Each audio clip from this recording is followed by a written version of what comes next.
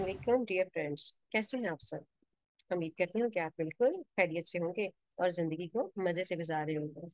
So dear friends, आज हम एक नए टॉपिक के साथ, नया तो नहीं, हम इससे पहले भी इसको डिस्कस कर चुके हैं, but just a half lesson we have discussed that was related to translation of second one short story clearing in the sky by Jesse Hilton Stuart. So हमने इसके इंट्रोडक्टरी लेक्चर को देख लिया। क्लियरिंग इन द स्काई का मतलब क्या है, जैसे हिल्टन स्टुअर्ट ने इसके अंदर कैसे रीजनलिस्ट राइटर के तौर पर अपने एरिया केंटकी की ब्यूटी को डिफाइन किया।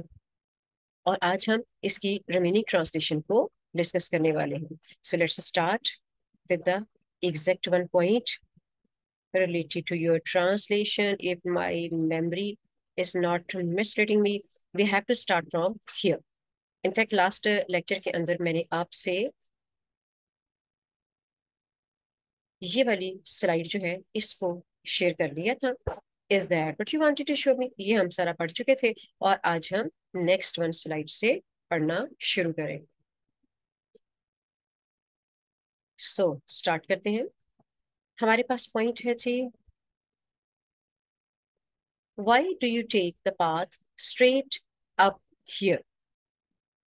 आई straight up the point I asked, मैंने पूछा आप इस मुकाम पर, ऊपर इस मुकाम पर आने के लिए सीधा रास्ता ही क्यों इख्तियार करते हैं? इन दूसरे रास्तों की तरफ देखें, look at these other paths, इन दूसरे रास्तों को देखें, what are they doing here? इनका यहाँ क्या मकसद है? Within the distance of a few yards, चंद गज के फासला के अंदर अंदर, several paths left the main path, कई रास्ते मरकजी रास्ते से जुदा होते थे, एंड सर्कल्ड और बल खाते थे अराउंड द स्लोप, डरवान के गिर्द, ग्रेजुअली, ग्रेजुअली मतलब स्टेप बाय स्टेप, बतदरीज क्लाइंबिंग, चढ़ते हुए द माउंटेन, पहाड़ पर। अब ये कई रास्ते कैसे बल खाते हैं? Let's observe this picture. पहाड़ के ऊपर जरा रास्ते डिफरेंट तरीके से बने होते हैं। They here is a very way, a, ए के जरिए से देखें रास्ता किधर को जा रहा है। बी है तो उसके लिए आपका बिल्कुल स्ट्रेट स्ट्रेट चल रहा है। ये बड़े सीधे सीधे रास्ते हैं जिसके बारे में वो कह रहा है, शायद इसी तरह का कोई रास्ता है, क्योंकि बिल्कुल सीधा सीधा जो ऊपर की तरफ चढ़ेगा ये कम रास्ता, यानी लेंथ में तो कम होगा लेकिन ये डिफिकल्ट होगा क्योंकि आपको चढ़ाई बहुत चढ़नी पड़ेगी। फिर एक और रास्ता है जो कि सी है, आप ऑब्जर्व कर सकते हैं पिक्चर में, यहाँ से शुरू किया, इधर से थोड़ा घूम घुमा के, यानी एक बहुत लेंथ में जाने वाला। एक डी वाला वे है, वो आप इधर से घूम के जा सकते हैं। एक ई वाला रास्ता है, एक एफ वाला रास्ता है। इसका मतलब ये है कि सारे रास्ते पहुंचने का है उस एक मुकाम पे। कौन से वाले पे? टॉप ऑफ माउंटेन पे।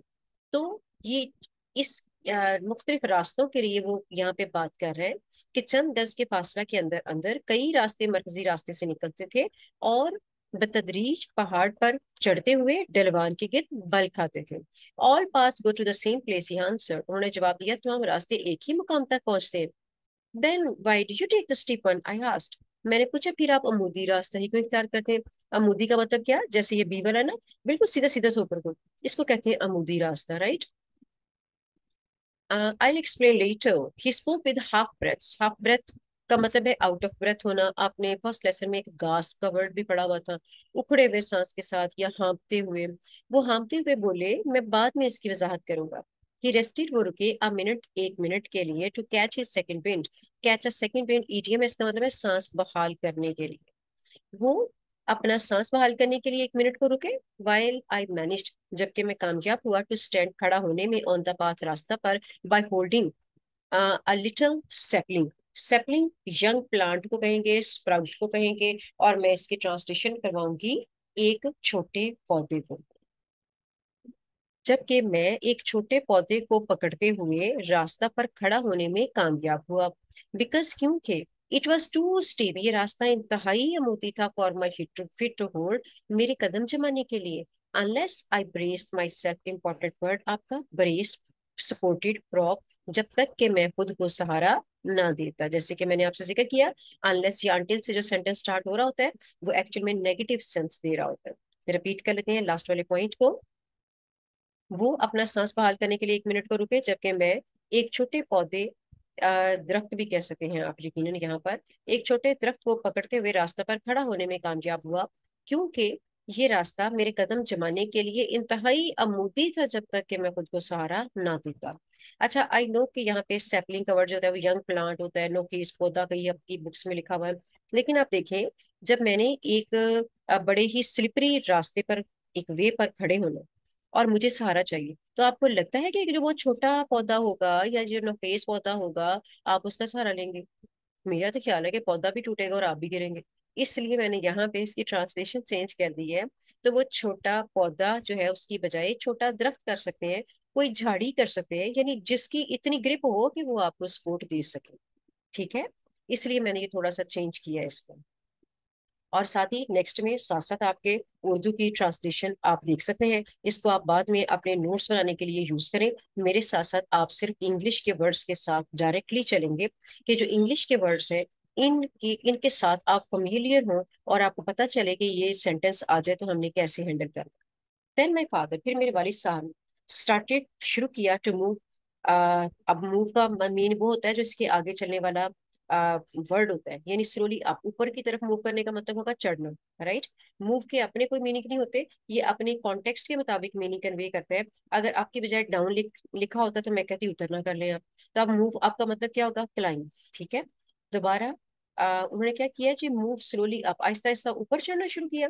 दबात रास्ता पर अगेन, दोबारा स्पोर्टिंग, सहारा देते हुए हिमसेल्फ, खुद को भी जिसके अपनी छड़ी से। सेंटेंस में देन माय फादर सब्जेक्ट है और बाकी सारा सेंटेंस बैक ट्रांसलेशन में डालेंगे।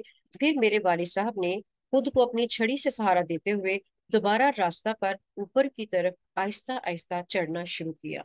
I followed at his heels, मैं भी उनके पीछे पीछे हो लिया। Just a few steps in front of him, उनके सामने महज या सिर्फ चंद कदम के फासला पर a fox squirrel. Fox squirrel is the particular type of squirrel that are prominent in Kentucky. America के इलाके में ये बहुत फेमस है, कॉमन है।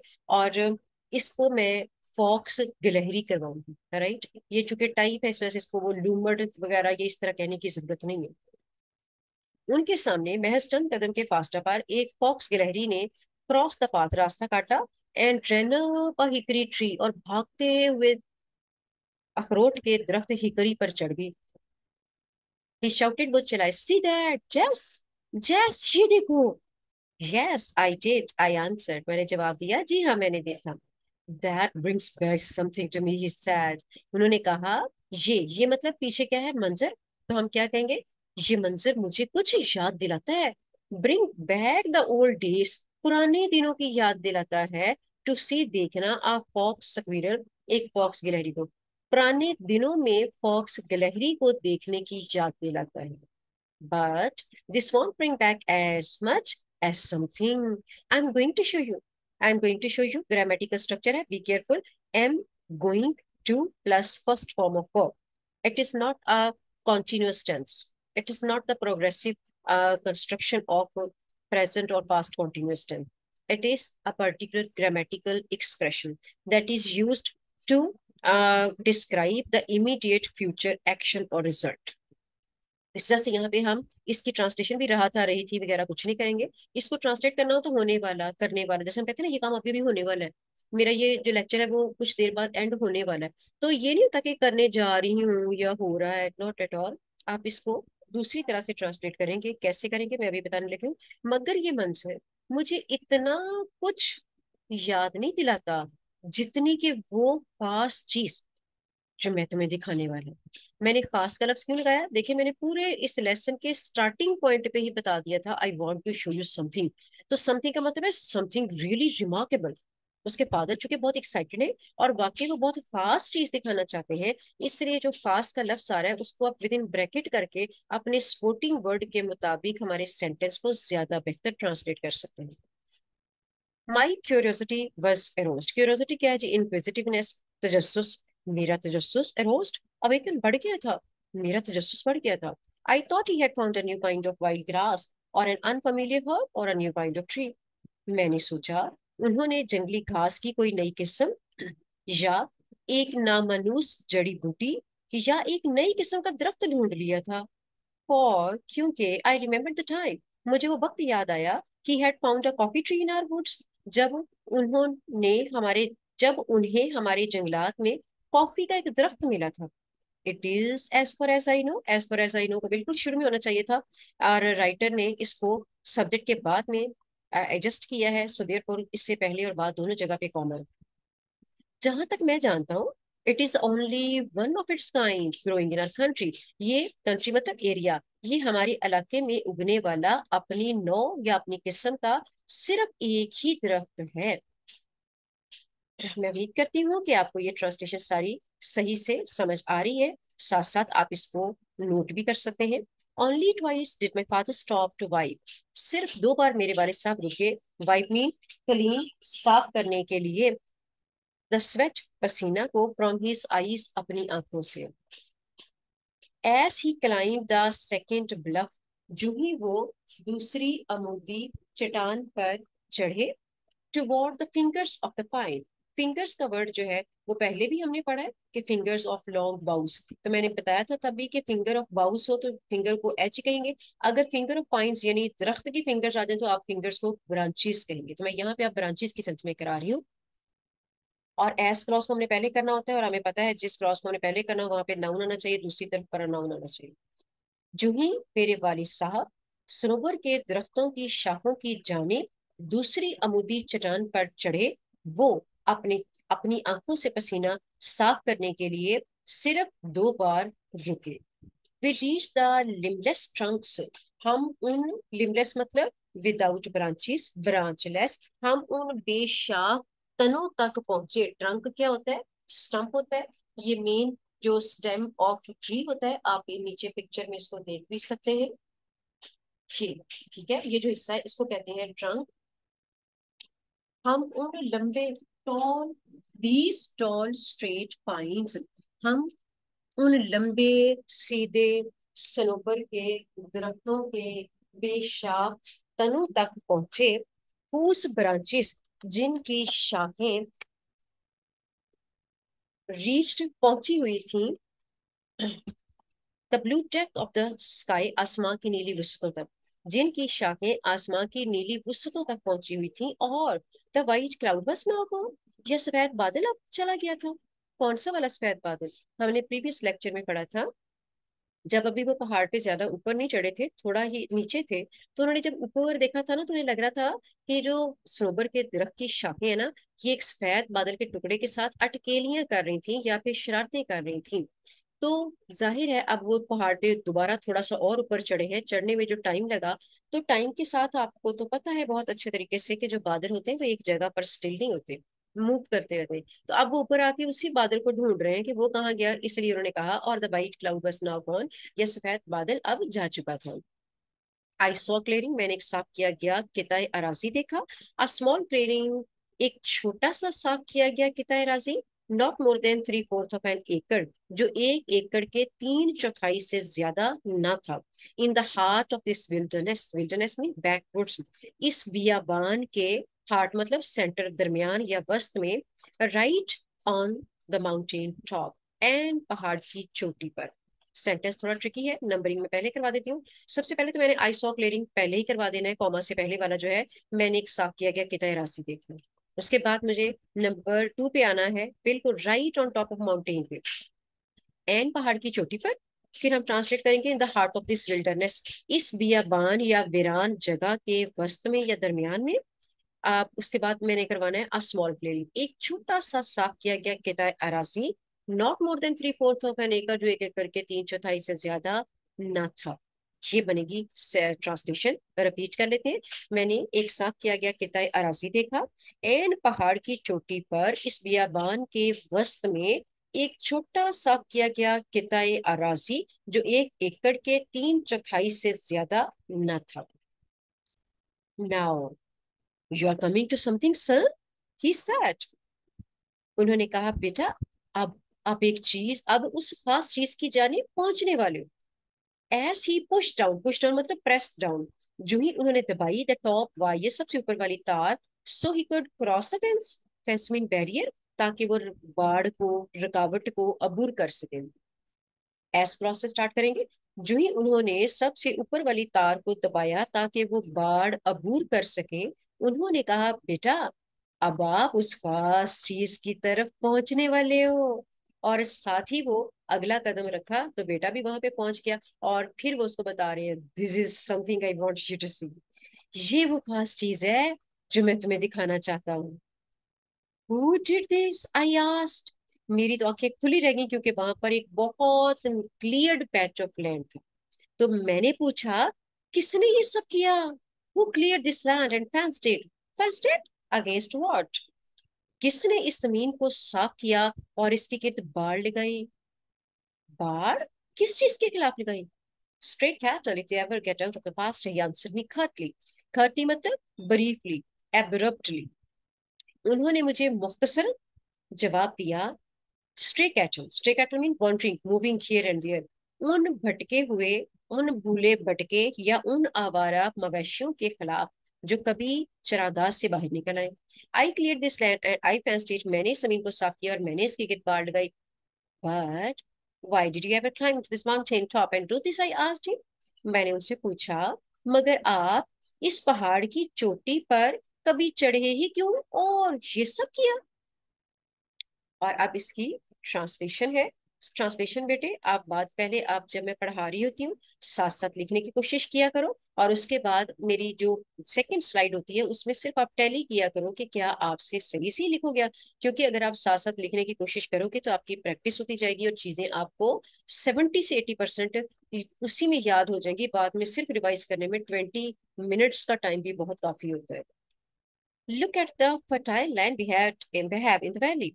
उस जरखेज पर, fertile mean very rich, very lush, productive. उस जरखेज जमीन को देखें जो वादी में हमारे पास है। फर्टाइल, ही लाफ्ड, वो हंस पड़े। एज ही रीच डाउन, जो ही वो झुके। रीच डाउन नील डाउन से लिया गया वर्ड है, ठीक है। स्टूप भी इस्तेमाल किया जा सकता था। And picked up a double handful, और दो मुट्ठियां उठाई। Of leaf rot, loam, loam कहते हैं सॉइल को, और लीफ रॉट में मिक्स्ड विद रॉटन लीव्स, यानी ऐसी सॉइल जिसके अंदर रॉटन लीव्स मिक्स हो चुके हों। जो ही वो झुके और गले सड़े पत्तों मिली मिट्टी की दो मुट्ठियां उठाई, उन्होंने हंसते हुए कहा, जरखेज, दिस इज द लैंड सन। बेटे, ये जरखेज जमीन है। जरखेज का लफ्ज विद इन ब्रैकेट करें। दिस इज इट, ये असल जरखेज जमीन है। इसमें असल जरखेज दोनों को ब्रैकेट में करना है। I tried all kinds of land, tried mean tested, मैंने हमा अकसाम की जमीन आजमा ली है। Then he smelled the dirt, dirt means वही लॉम या सॉइल है जो उनके हाथों में है। फिर उन्होंने इस मिट्टी को सूंघा।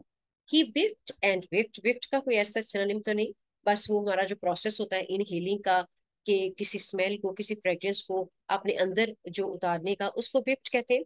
तो हम बोलेंगे उन्होंने बार बार सूंघा, द स्मेल, बू को। अब ये खुशबू, बदबू और बू जो है वो न्यूट्रल वर्ड है, मैं यहाँ पे न्यूट्रल वर्ड पे हूँ। ऑफ दिस वाइल्ड डर्ट, इस जंगली मिट्टी या गुबार की बू को इनटू हिज नॉस्ट्रिल्स, अपने नथनों में दाखिल करने के लिए। उन्होंने इस जंगली मिट्टी की बू को अपने नथनों में दाखिल करने के लिए बार बार सूंघा। Just like fresh air, he said, उन्होंने कहा बिल्कुल ताजा हवा की माने। As he let the dirt run, let me allow the dirt मतलब मिट्टी, रन गिरने दिया। जो ही उन्होंने इस मिट्टी को गिरने दिया बिटवीन हिज फिंगर्स, अपनी उंगलियों के दरमियान से। अच्छा बेटे, यहाँ पे ना एक पॉइंट हमारे पास आ रहा है जो मैंने शायद पहले भी आपका पॉइंट डिस्कस किया था पॉजिटिव वर्ब के हवाले से। पीछे हमारे पास एक पॉइंट आया था, how our hounds would make the rabbit circle. तो वो जो मेक द रैबिट सर्कल वाले पॉजिटिव वर्ब का पॉइंट था, वैसे तो ये ज्यादा पॉइंट है, लेकिन अभी फिलहाल मैं पॉजिटिव वर्ब को अगर आपके साथ डिस्कस कर दूं, मेक और लेट अभी तक इस लेसन में दो आए हैं, तो चले इनको डिस्कस कर लेते हैं। इसके अलावा वर्ड हैड भी, हैव भी हो सकता है, यानी 5 है ये टोटल, लेकिन फिलहाल जो आ रहे हैं वो साथ साथ हम पढ़ेंगे। पॉजिटिव वर्ब पॉज से लिया गया, यानी जिसमें आप एक्शन कर नहीं रहे होते बल्कि उसकी रीजन बन रहे होते। तो मेक क्या मतलब, क्या होता है, force someone to do something, make इसके लिए इस्तेमाल किया जाता है। और इसीलिए हमारे पास पीछे, और इसका स्ट्रक्चर क्या होता है, मेक के बाद आप पर्सन या थिंग, कोई भी एक चीज लगाते हैं, उसके बाद आप वर्ब की फर्स्ट फॉर्म पर होते हैं, बेस फॉर्म। जैसे आपने पीछे पढ़ा था, would make the rabbit circle, कैसे हमारे शिकारी कुत्ते रेक्स और स्काउट खरगोशों के चक्कर लगवाया करते थे। यानी इसमें आप एक्शन कर नहीं रहे होते, करवा रहे होते हैं, और वो भी फोर्सफुली करवा रहे होते हैं। ये आपका पहला पॉइंट था। और आज भी, अभी मैं एक पॉइंट पढ़ के हटी हूँ अभी, let the dirt run, let क्या है, ये भी पॉइंट है, परमिट करना समथिंग टू हैपन, इसमें आप अलाउ करते हैं, फोर्स नहीं करते। और लेट के बाद भी समथिंग या समबडी आए और उसके बाद फॉरन बेस फॉर्म ऑफ वर्ब लगाना चाहिए, लेट द डर्ट रन, यानी उन मिट्टी को अपनी उंगलियों के दरमियान से गिरने दिया। आप लोगों ने यकीनन मेरे पॉइंट को अंडरस्टैंड कर लिया। बैक आ जाते हैं आपकी ट्रांसलेशन की तरफ। It's pleasant to touch too he added, उन्होंने मजीद कहा इससे तो छूना भी फरहत बख्श है, प्लेजेंट है, प्लीजिंग है। बट डैड, आई सेड, मैंने कहा मगर अब्बा जान। I know what you think, he interrupted cut it, break in, उन्होंने मुदाखलत की, मैं जानता हूँ तुम क्या सोचते हो, your mother thinks the same thing, तुम्हारी वालदा भी ऐसे सोचती है, she wonders why I ever climb this mountain top to reach my potatoes, yams and tomatoes, तुम्हारी वालदा भी ऐसे ही सोचती है, वो हैरत से सोचती है कि मैं अपने आलू, कचालू और टमाटर उगाने के लिए पहाड़ की इस चोटी पर क्यों चढ़ा। बट जैस, ही ऑलमोस्ट विस्पर्ड मरमर्ड, उन्होंने करीबन सरगोशी की, मगर जैस, anything grown in new ground like this, इस किस्म की नई जमीन में उगी हुई कोई भी चीज हैज अ बेटर फ्लेवर, ज्यादा बेहतर जायका की हामिल होती है या ज्यादा बेहतर जायका रखती है। ये नई जमीन का क्या मतलब है, यानी वो जमीन जिस पर the very first time cultivation की गई। Wait until my tomatoes arrive. मेरे टमाटरों के पकने तक इंतजार करो। You'll never taste sweeter tomatoes in your life. तुम जिंदगी भर इनसे ज्यादा शीरीं या मीठे टमाटर कभी नहीं चखोगे।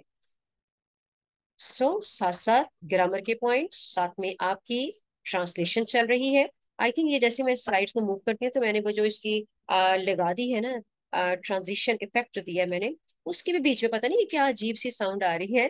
तो नेक्स्ट टाइम तो मैं ख्याल रखूंगी कि ये क्या है, मुझे खुद ही अजीब लग रहा था। लेकिन खैर वो कंटिन्यू किया हुआ तो मैंने सोचा चलिए लेक्चर पूरा कर ही देती हूँ। जी, they'll soon be ripe too, I said. मैंने कहा ये तो जल्द पक भी जाएंगे। As I looked at the dozen or more rows of tomatoes on the lower side of the patch, जो ही मैंने इस टुकड़ा के निचली जाने, निचली मतलब लोअर साइड, बिल्कुल थोड़ा सा जो डाउनवर्ड पार्ट होगा, निचली जाने एक दर्जन या उससे जायद टमाटर की कतारों को देखा तो मैंने कहा ये तो जल्द पक भी जाएंगे। Then above the tomatoes, above mean further, the tomatoes, फिर टमाटर से आगे वर हाफ डजन ड्रॉस ऑफ जैम्स, निस्फ दर्जन कितारें कचालुओं की थीं। अबव द जैम्स, कचालुओं से आगे वर परहैप्स गालिबन थीं 3 डजन ड्रॉस ऑफ पोटैटोस, 3 दर्जन कितारें आलूओं की। और याद रखें शॉर्ट आंसर भी आ सकता है इस पे, एमसीक्यूज भी आ सकते हैं। तो ट्रांसलेट दोबारा कर लेते हैं। जो ही मैंने टुकड़े के निचली जानिब, टुकड़ा कह लें या साफ किए गए किताए राजी, दोनों सेम है, साफ किए गए किताए राजी के निचली जानिब एक दर्जन या उससे ज्यादा टमाटर की कतारों को देखा, मैंने कहा वो तो जल्द पक भी जाएंगे। फिर टमाटरों से आगे निस्फ दर्जन कितारें कचालुओं की थीं। कचालुओं से आगे गालिबन 3 दर्जन कितारें आलूओं की थीं। I don't see a beet in this patch, I laughed, what they grow here, मैं हंस पड़ा, मैं इस साफ किए हुए टुकड़े में कोई खुदरो पौधा नहीं देखता हूँ। क्या वो इधर नहीं उगेंगे? खुदरो पौधे, वीट मीन अनवांटेड प्लांट, ये ऐसे पौधे होते हैं जो कि फर्टिलिटी ऑफ लैंड को एब्जॉर्ब करते हैं, जिसकी वजह से किसान जो होते हैं वो पौधों का जब ख्याल करते हैं, उनका वो फसल वगैरह जब लगा देते हैं तो साथ साथ चेक एंड बैलेंस रखते हैं। अगर इस तरह के वीड्स नजर आए तो उनको बीच में से प्लकअप करना, उनको निकालते रहते हैं ताकि जो जमीन की एक्चुअल फर्टिलिटी है वो सिर्फ एक्चुअल जो प्रोडक्टिव प्लांट्स है वो ले सके। I won't let them, word था एम, एम नहीं है बल्कि यहाँ पे देम ही है, जैसे मैंने पूरा कर दिया क्योंकि ये जस्ट प्रोनाउंसिएशन के मुताबिक जरा फ्लुएंसी में वो लिखा हुआ है आपकी टेक्स्ट में। ही सेड, उन्होंने कहा मैं उन्हें उगने नहीं दूंगा। Now this is what I have been wanting you to see, अब यही तो वो खास बात है जो मैं तुम्हें दिखाना चाहता हूँ। This is the cleanest patch I ever seen, I bragged, मैंने शेखी बिगाड़ी, ये साफ तरीन किताए राजी, शेखी बिगाड़ी को बल्कि हम ये कहते हैं ना फकरिया अंदाज में, वो मेरे ख्याल से ज्यादा बेहतर है। मैंने फकरिया अंदाज में कहा ये साफ तरीन किताए राजी है जिसे मैंने कभी देखा हो। But I still don't understand, मगर मैं अब तक नहीं समझ सका। Why you climb the top of this mountain to clear this patch, आप इस टुकड़े को साफ करने के लिए इस पहाड़ की चोटी पर क्यों चढ़े। And you did all this against your doctors orders, और आपने ये सब कुछ अपने मालिज की हदायत के बरक्स किया? Which one, he asked laughing. उन्होंने हंसते हुए पूछा, कौन सी वाली हदायत? Then he sat down on a big oak stump. फिर वो एक बड़े शाहबलूत के कटे हुए तने पर बैठे. स्टंप को बेटे जरा यहाँ पे समझ ले. स्टंप के लिए मैंने पिछली स्लाइड में जब ट्रंक आया था ना, तो मैंने उस वक्त बताना चाहा था उसकी पिक्चर के जरिए कि ट्रंक क्या होता है, मेन स्टेम होता है. और स्टंप भी क्या है, मेन स्टेम होता है. फर्क क्या होता है कि ट्रंक जो होता है वो पूरे दरख्त का वो जो लोअर पार्ट है, जब वो दरख्त अपनी पूरी शान से खड़ा होता है उस वक्त है. स्टंप का मतलब है कि आपने उसी दरख्त को ऊपर से ये काट दिया, या किसी फ्लड की वजह से वो जो है वो खत्म हो गया, टूट गया. तो ये जो उसका रिमेनिंग पार्ट जमीन में नजर आ रहा हो ना, इस कटे हुए तने को स्टंप कहते हैं. इसको स्टब भी कह सकते हैं. शाहबलूत क्या है, टाइप ऑफ ट्री. फिर वो एक बड़े शाहबलूत, और आगे ब्रैकेट में अगर आप लिखना चाहें तो लिख सकें दरख्त के, ब्रैकेट क्लोज कर दें, कटे हुए तने पर बैठे, और मैं उनके करीब एक छोटे स्याह बूंद के कटे हुए ठंड पर बैठ गया. ठंड भी हो सकता है और तना भी हो सकता है. This was only place on the mountain where the sun could shine to the ground. पहाड़ पर सिर्फ यही वो जगह थी जहां सूरज की रोशनी जमीन तक पहुंच सकती थी. बेटे ध्यान से हर चीज को समझ समझ के करते जाएं. जहां पे आपके कोई इश्यूज हो, कोई प्रॉब्लम हो, जैसे ही आप इस लेक्चर को सुने, तो you have a right to ask any question. You are welcome all the time for your suggestion, for your objections. Start करते हैं आगे. And on the lower side of the clearing, और साफ किए गए किताए अराजी के निचली जानिब, there was a rim. Rim मतलब एक दायरा था. ये मेरे ख्याल है पिछली स्लाइड में मेरे से वो मिस्टेकनली जस्ट हो गया. रिम जो है, हम उस पे जाके उसको देख लेते हैं मैं क्या बताना चाह रही हूँ. बेटे जो रिम है ना, ये इस तरह की शक्ल होती है. रिम एक सर्कुलर शेप के आउटर एज को कहते हैं. लेकिन चूंकि इसकी जो शेप है वो सर्कुलर होती है, तो कभी ये सर्कल के मीन में आ जाता है. और चूंकि ये होता है, इसका एज है, आउटर रिम एज को कहते हैं, तो इस वजह से इसको एज के सिनोनिम में भी लिया जा सकता है और सर्कल में भी. और हमें कैसे पता चलता है कि इसमें कौन सी वाली सेंस आ रही है? वो हमारा सेंटेंस बताएगा, हमारे कॉन्टेक्सचुअल मीनिंग बताएंगे कि हमने इसको किस सेंस में लेना है. यहाँ पे चूंकि वो शेडो है, तो शेडो का जाहिर है सिर्फ आउटर एज थोड़ी ना आएगा, पूरा का पूरा सर्कल की सेंस आ रही है. इस वजह से मैं यहाँ पे रिम को दायरा करवाऊंगी, साया का एक दायरा over the rows of dark. Dark mean very thick, abundant, ठीक है, घने. स्टॉलवर्ड इंपॉर्टेंट वर्ड आपका, स्टर्डी, रॉबस्ट, स्ट्रॉन्ग, मजबूत, पौधों की कितारों पर. लोडेड, लेडेन को कहते हैं लदे हुए, विद ग्रीन टोमेटो, सब टमाटो से. और साफ किए गए किताए राशि के निचली जानिब सब टमाटरों से लदे हुए, घने, मजबूत पौधों की कितारों पर साया का एक दायरा था. तो आपने ऑब्जर्व कर लिया मेरे कर्सर की मूवमेंट के साथ साथ कि मैं कैसे ट्रांसलेट कर रही थी. What is the reason of your planting this patch up here, I asked. मैंने पूछा यहाँ ऊपर इस टुकड़े पर आपकी काश्तकारी की वजह क्या है? 20 times in my life, he said. उन्होंने कहा मेरी जिंदगी में 20 बार. A doctor has told me to go home. एक मालिज ने मुझे घर चले जाने की हदायत की. And be with my family, और अपने खानदान के हमरा रहने का कहा. As long as I could, जितना तवील अरसा मुमकिन था, या जितना तवील अरसा मैं रह सकता था. उन्होंने कहा मेरी जिंदगी में 20 बार एक मौलवी साहब ने मुझे घर जाने और जितना तवील अरसा मुमकिन था अपने खानदान के हमरा रहने की हदायत की. मैंने पढ़ाया था आपको कि टोल्ड का वर्ड जो जहाँ पे इंस्ट्रक्शन देने की सेंस में है, तो जरूरी नहीं कि बताया ही लगाया जाए, हम उसको अपने कॉन्टेक्सचुअल मीन के मुताबिक ट्रांसलेट कर सकते हैं.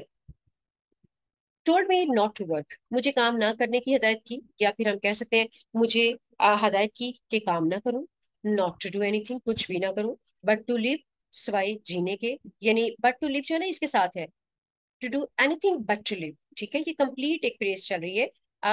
जिंदा रहने के सिवा कुछ ना करूं, मतलब सिर्फ जीऊं, उसके अलावा कुछ नहीं करना. एंड इंजॉय, और लुत्फानंदोज हूं, द फ्यू डेज, उन चंद दिनों से I had left with me, जो मेरे पास बचे थे या अपने पास बचा नहीं पाए. हाँ जी, हम क्या लगाएंगे यहाँ पे? जीने के सिवा कुछ ना करूं और अपने पास बच जाने वाले चंद दिनों से लुत्फानंदोज हूं. If the doctors have been right, he said, winking at me. Winking, मैं लगाऊंगी इसकी ब्लिंकिंग, लेकिन आपको पता है ब्लिंक करना और है, विंक करना और है. अब वो यहाँ पे बड़े शरारती मूड में है, तो शरारती मूड में तो अक्सर आंख मार देते हैं, इंग्लिश कल्चर में है। हमारे उर्दू कल्चर के अंदर थोड़े अदब अदाब, एहतराम, उसमें फिर मैं आंख झपकते हुए भी कह सकती हूँ। लेकिन जाहिर है अगर एग्जैक्ट वर्ड आ रहा है तो आंख मारते हुए ट्रांसलेशन हो तो सकती थी। फिर भी मैं थोड़ा मोल्ड कर रही हूँ, अगर आप मुझे फॉलो करना चाहें तो इट्स ओके, अगर आप उसको राइट अकॉर्डिंग टू वर्ड करना चाहें, even then you are right. उन्होंने मुझ पर आंख झपल उन्होंने मुझ पर पलक झपकते हुए कहा, मुझ पर तो नहीं आना चाहिए वैसे। उन्होंने पलक झपकते हुए कहा, या तो ये लगाएंगे, या फिर उन्होंने मुझे आंख मारते हुए कहा। अगर मौलिक दुरुस्त कहते थे I have cheated death many times, तो मैं मौत को कई बार चकमा दे चुका हूँ। नाउ आप I have reach years, years को एज भी कह सकते हैं, ऋणी के बरसों लगाना हो उम्र भी कह सकते हैं। अब मैं उस उम्र को पहुंच गया हूँ। The good book, good book में जी और बी कैप्स में, इसका मतलब है कि बाइबल की तरफ इशारा आ रहा है। मुकद्दस किताब इंजील अलाउस इजाजत देती है मैन आदमी को कहाँ चला गया है जी, हिज लाइफ टाइम अपनी जिंदगी गुजारने की अपॉन दिस अर्थ जमीन पर। अब मैं उस उम्र को पहुंच गया हूँ जितनी मुकद्दस किताब इंजील एक आदमी को इस जमीन पर जिंदगी गुजारने की इजाजत देती है। 3 years and 10, मैं 70 बरस का हो गया हूँ। He got up from the stump, वो कटे हुए तने से उठ खड़े हुए, and wipe the rain drops of sweat from his red wrinkled face with his big blue bandanna, और अपने बड़े नीले रुमाल के साथ अपने सुर्ख झुर्रियों सदा चेहरे से पसीना के कतरों को साफ किया। एंड समथिंग एल्स जस, ही सैट मोशनिंग फॉर मी, मुझे इशारा करते हुए, टू फॉलो अपने हिम, अपने पीछे पीछे आने का, to the upper edge of the clearing, साफ किए गए किताए अराजी के ऊपर वाले या बलाई किनारा से। उन्होंने मुझे साफ किए गए किताए अराजी के बालाई या ऊपर वाले किनारा से अपने पीछे पीछे आने का इशारा करते हुए कहा, जैस, और एक और बात, you won't understand until you reach 3 score and 10, जो तुम समझ नहीं सकोगे जब तक कि तुम 70 बरस के ना हो जाओ।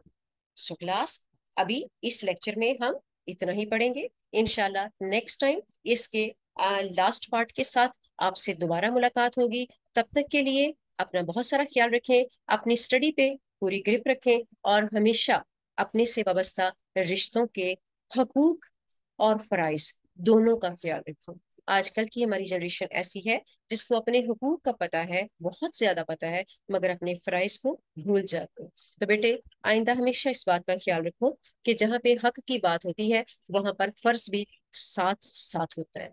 तो अपने फराइज की तरफ भी ध्यान दे, और आपका सबसे अहम फर्ज इस वक्त क्या है, आपकी एज के अकॉर्डिंग आपकी स्टडी और आपका हार्ड वर्क और आपकी सक्सेस। तो मेरी बहुत सारी दुआएं आप सबके लिए कि आप हमेशा कामयाब हों, चीजों में मेहनत करना सीखें और अपना बहुत सारा ख्याल रखें। मुझे इजाजत दीजिए। अल्लाह हाफिज।